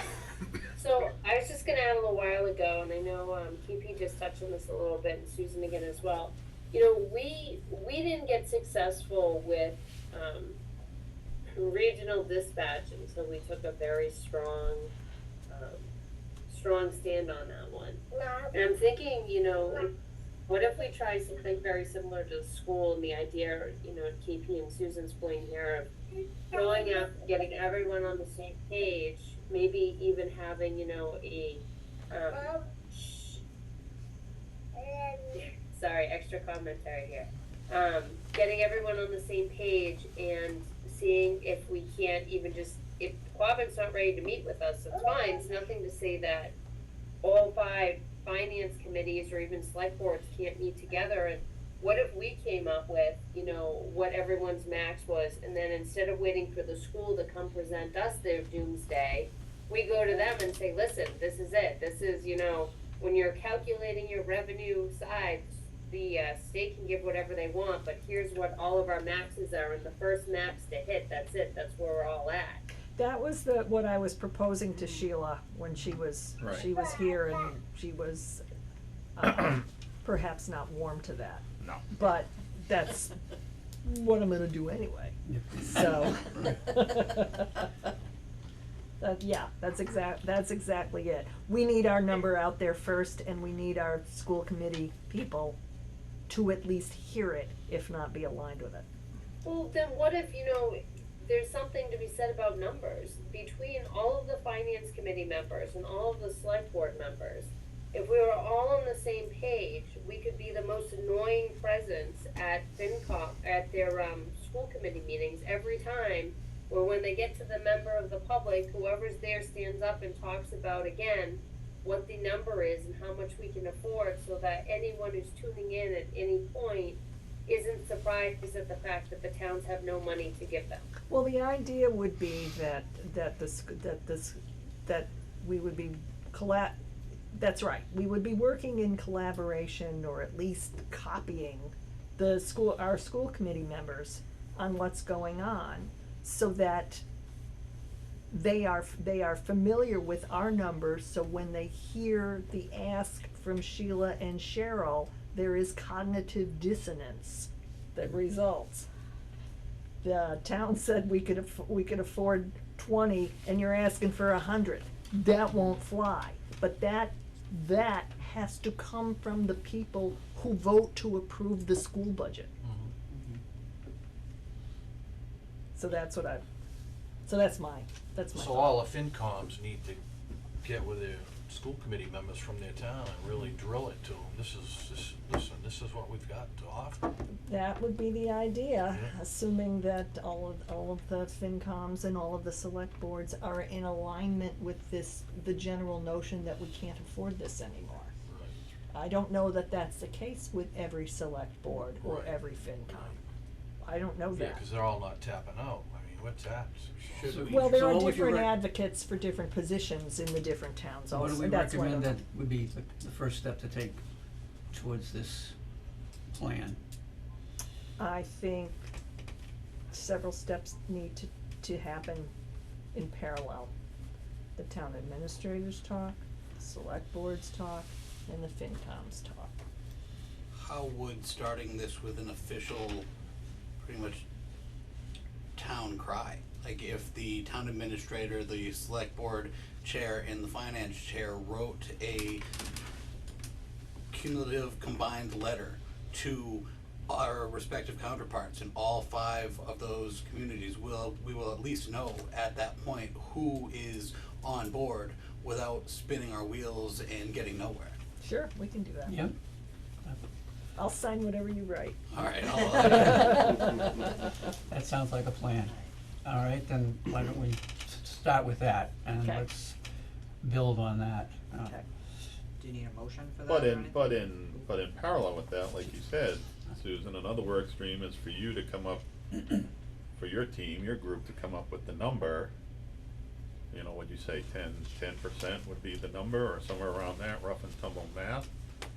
So that, you know, we can state our number, and hopefully the other 4 towns can state their number, and cumulative, Well, that's what we right, propose. exactly, but we need to cook some budget numbers here, Yeah. because I'm throwing Right. out a 10% number, and I have no idea Right. what that means Right. in terms of everything else, and we need to see how good or bad that is. And But we that's- will need to get out our department and board side budgets before our finance team, who meets next week, can really look at it and determine what the asks on our municipal end are. Right. You have a new and improved calendar floating around here, right? Yes. When are you looking for something from finance, from the finance committee? When does our name show up on this? Yeah, March, April. Too late. Yes, yes, absolutely. late. After tonight's conversation, I 100% agree with you.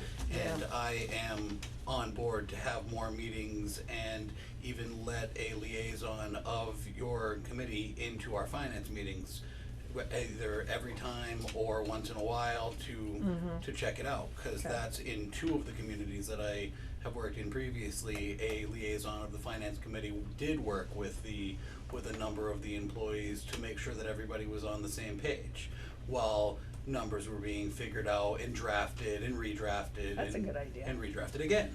Yeah. And Yeah, okay. Yeah. And just because the first time you come up in March doesn't mean you can't have specific ideas regarding different drafts that are finding their way through the process. That's right. Yeah.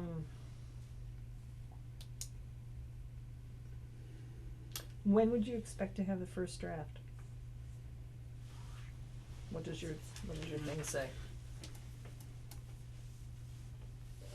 Early, We're gonna get the budgets probably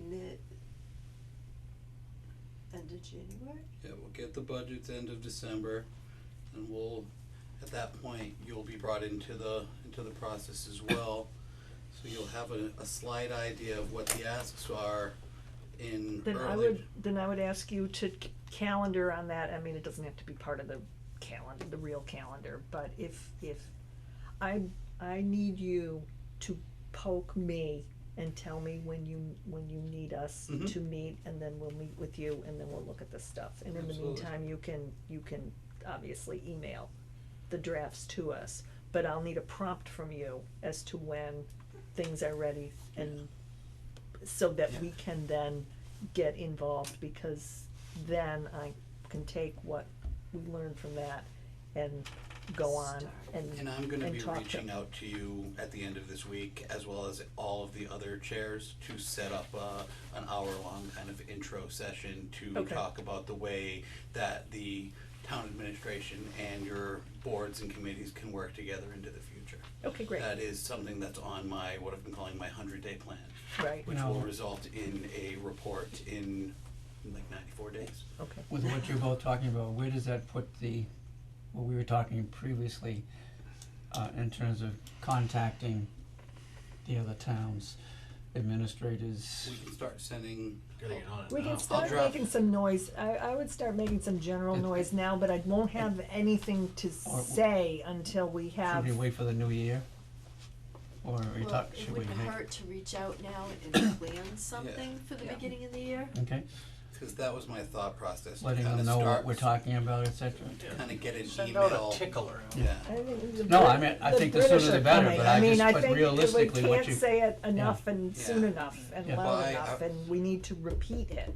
in my mind, I was thinking maybe by the end of next week, we would have something between the three of us, just Okay, yep, toss back and forth around, cause Sure. obviously you guys have a significant amount more experience and Yeah. knowledge base on what we're going on. I can write one of the best drafts, but it's gonna be missing its soul if you guys don't have input on it. And That I- might and I- not be a bad thing. and I- Susan has a way with souls. Yeah, that might not be paper so might bad. burn in your Yeah. hand.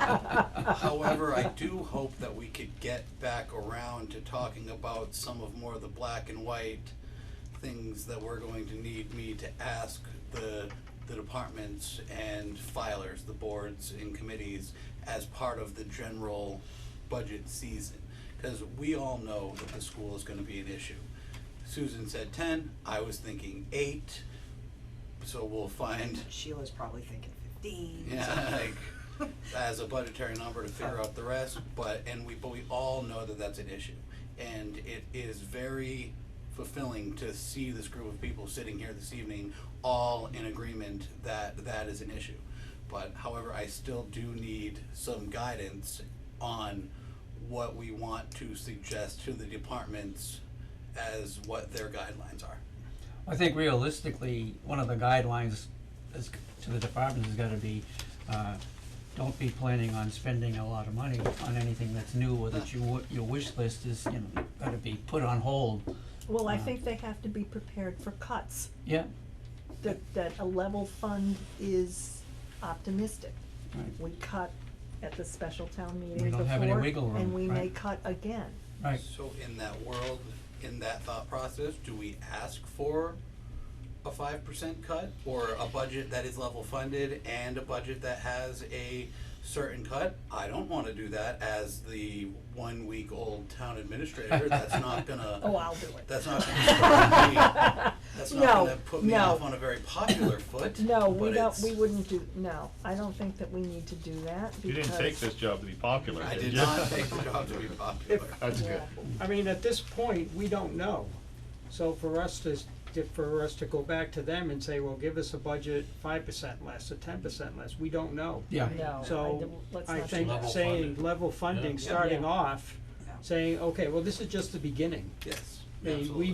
you make adjustments even after they're gonna submit what Mhm. they want. but as a starting point, level fund. Yeah. Right. And then if needed, I can have a meeting with the department heads to find out what their priorities are. And cause who knows, maybe one department understands the need for another department over one of their lower level priorities that we wouldn't see at this level.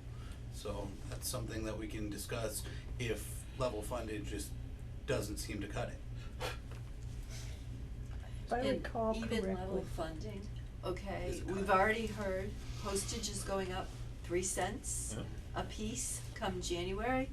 You know, level funding's gonna kill my budget just because of that, and the And you town don't like- clerk's budget, and, you know, so we can level fund, but Well, we it's thought that- we were but- hurting before, we're gonna hurt more. Right, but it's that kind of conversation that then informs Right. why you can't have a level fund. Right. That's what I would be looking for, cause if I recall correctly, there's a mandate of one kind or another that the library Yeah. has to go up Yes. by 2.5. Yeah. So if that's a mandate, fine, I think, Yeah, you know, I was however old when I learned that 2 months ago. right, So- I just learned it too, And so. So energy it's is that still so kind of thing. volatile. Yeah. Right. Like, we can, it's gonna be hard to predict, like, there may be a need to have a line item that's just a, in case of emergency energy line. That's right. Which is something we can look at that time, cause it's so volatile that we're not going to be able to predict exactly what's gonna go on. We can do our best, but Yeah, anyway, yeah, so that's the kind of conversations that I would be looking to have if a level funded budget line item is seen as not possible, and wanna know why, and Okay, so are we in a position to basically to wind down on this for now and? Did we ever need a motion to direct him for that letter? 'Cause usually we Would do. you prefer a motion that, Is that what I know, That's usually I know whenever we in the have Ryan past craft it that in the after this past. meeting, there has been a guidance document in addition to the letter that I would be writing. Like in previous years, maybe not the last one, but there were a set of priorities, and that's what I based a lot of my communication on.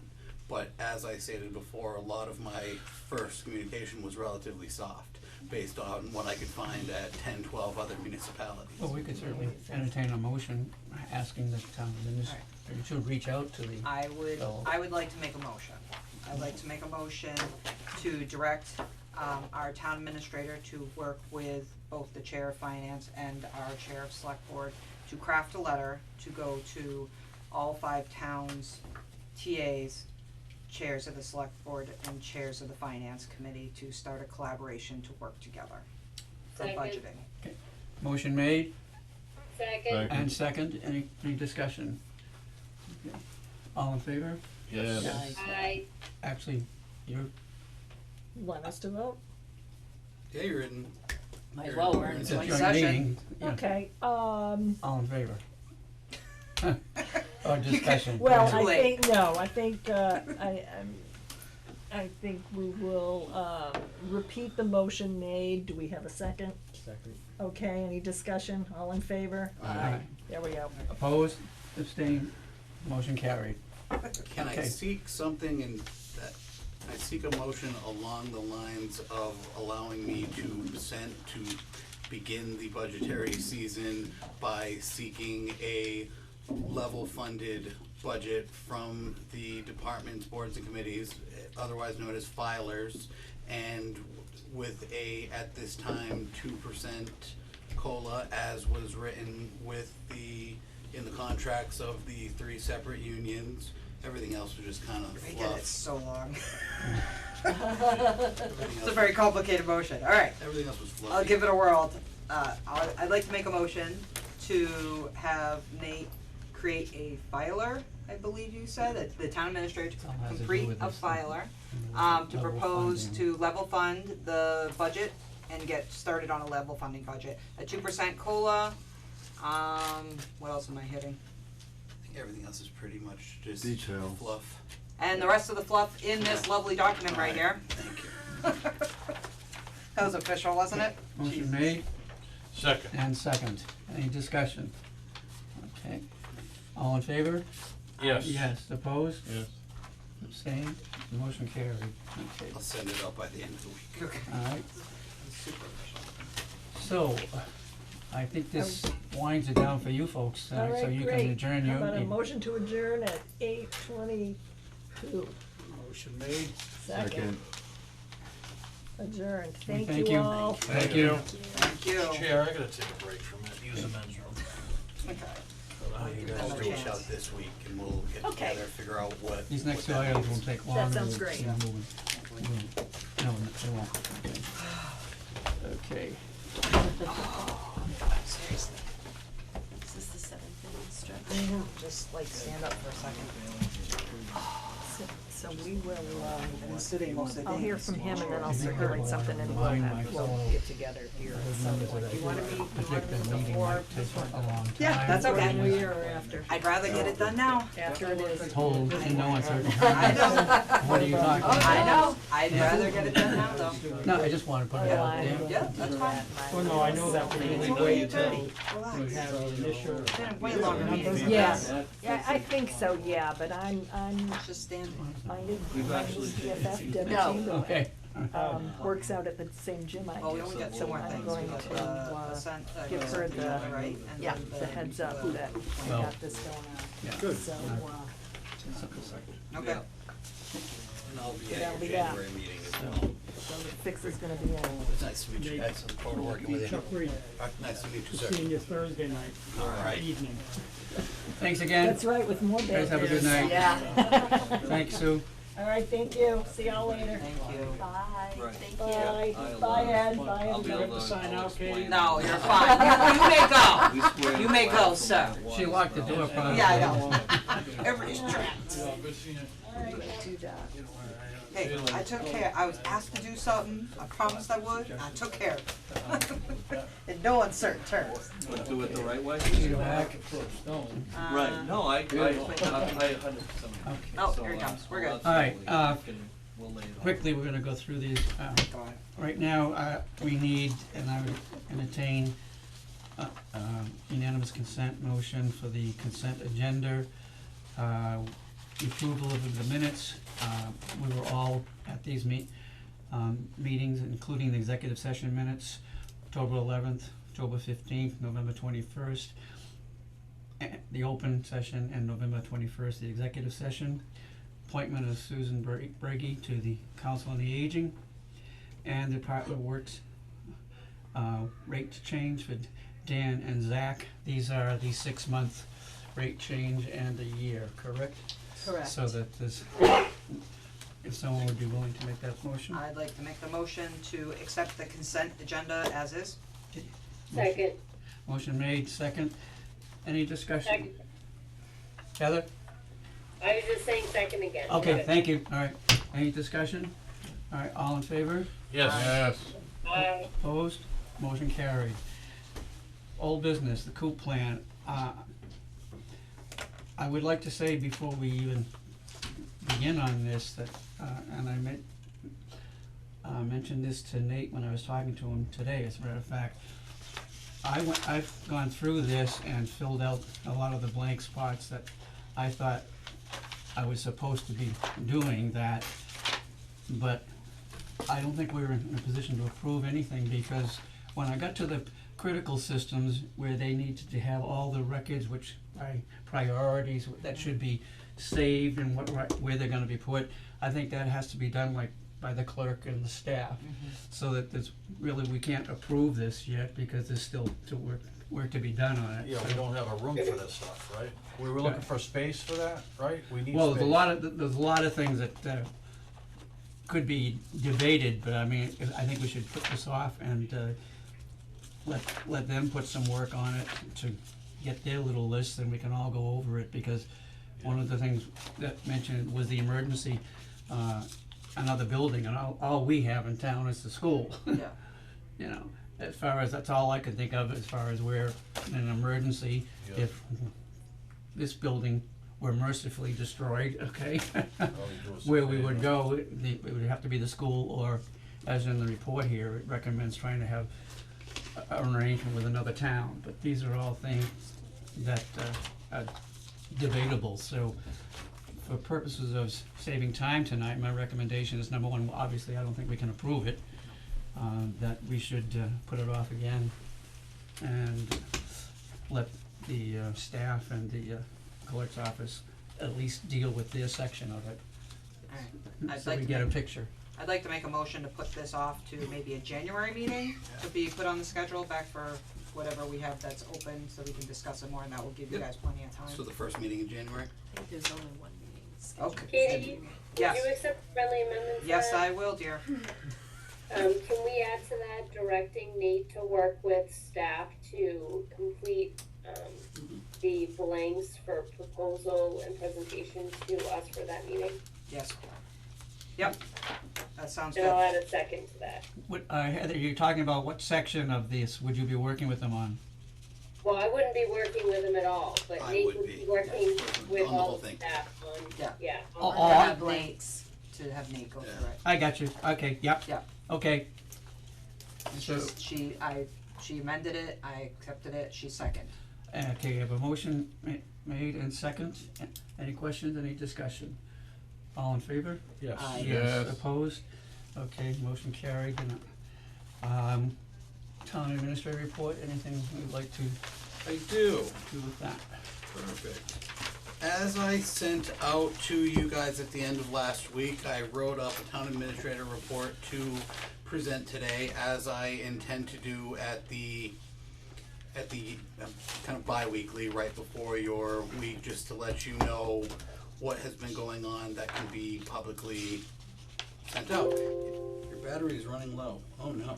Do you need to plug in? I will plug that in momentarily. Okay.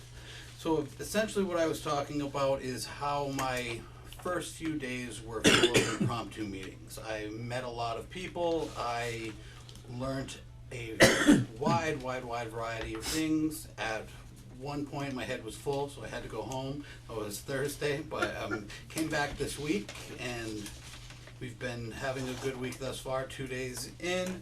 I met with Sandy a couple of times to discuss the budget and the way we would move forward on that. I met with almost all the department heads with a few meetings left tomorrow and at the beginning of next week. I believe the accountant and the fire chief and the veterans agent are left. After that, I will embark on meeting with board chairs, followed by general stakeholders and public meetings, and then the economic development stakeholders that are around to speak. Some chairs, such as the planning board chair and the EDC chair, have already reached out, so I took them out of that order, obviously, because some of our main priorities as a municipality fall within those regions. So the first meeting of the financial management team, or the financial policy team as written in the policies, will be next week, either on the 12th or 13th. I'm going to try to get it on the 13th. That's going to be the initial meeting of our staff that is going to be involved in kind of driving the budget to the different points of approval and drafting the different drafts, being chaired by me, obviously. So I will be working with Sandy, as she is the treasurer collector, to get drafts and different oops. You died. Yep. Well, that was fun. Sorry, bye Heather. Sorry, Heather. I can get me plugged in and try and get her back. Okay, alright. So we'll be working with all of those people. I and then I included the budget planning calendar as revised. I sent it out. If anybody has any questions, it has obviously not been approved by you, so I would like that to be considered a draft at this time, and I will include it in the December 20th meeting for approval. Everyone has been really nice my first week here, and there's a lot of people looking forward to working with me, and I'm looking forward to working with everybody. I think in terms of a first week, it went pretty well, and I look forward to working with you guys for a long time to come. Good. Thank you. Did you see that? She just tried to strangle me in a meeting. Where's that budget planning calendar, Nate? At the end of the document I sent you on Friday morning. Like I said, just This is what it looks like. It's also on the town website under town administrators This is what it reports. looks like. Okay. because it's fine if it's in front of you. I don't care. Makes life easier. Did you send it as an attachment? It's at the bottom of the, What was the date? The second? December second? December 2nd, yep.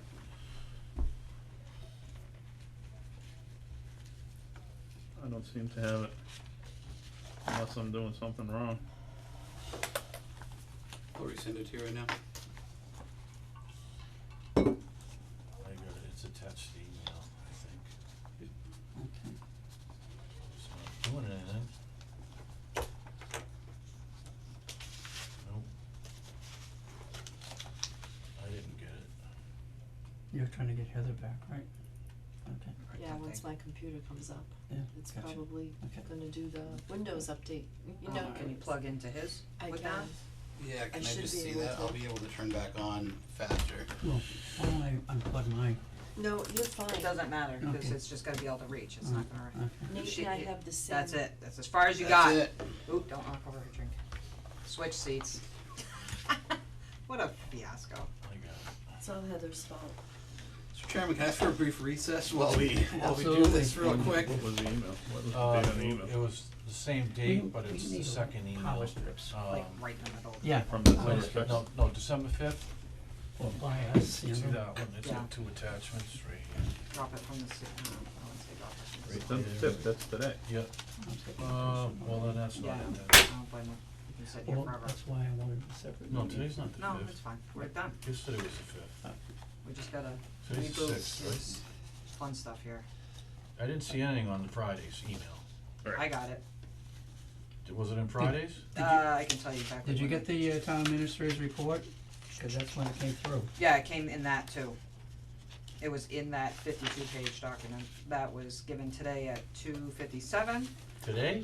today, and then Yeah, I there didn't was see it in one on there. Friday. Friday at 11:42. It's Yep. called Town Administrator's Report, Yep. December 2nd. I'll resend it again. Oh, I got it right here. Yeah, on Friday, and then that big long one that has all the stuff, and it was No, today. I don't have it. I don't have it. It's on the second. Okay. There's no attachment on my mail. So can we, It's a link. Oh, I gotta press here. Yeah. Okay. Yeah. Got it, There you go. Alright, got it. okay. Chris, Where? okay, Right in his wording, the last word that says here, and it's in blue, click on From it. December second? Yeah. Yes. Click the here. alright, so that, can we continue to move on though, even though you're trying Yep. to find this? Okay. Are there any I don't know. comments or any other questions on the town administrator report? Seeing none, I don't believe we have any policies to review. No policies, right? No Matters- policies. And matters not reasonably anticipated by the chair, I don't have anything. Public or press questions from anyone?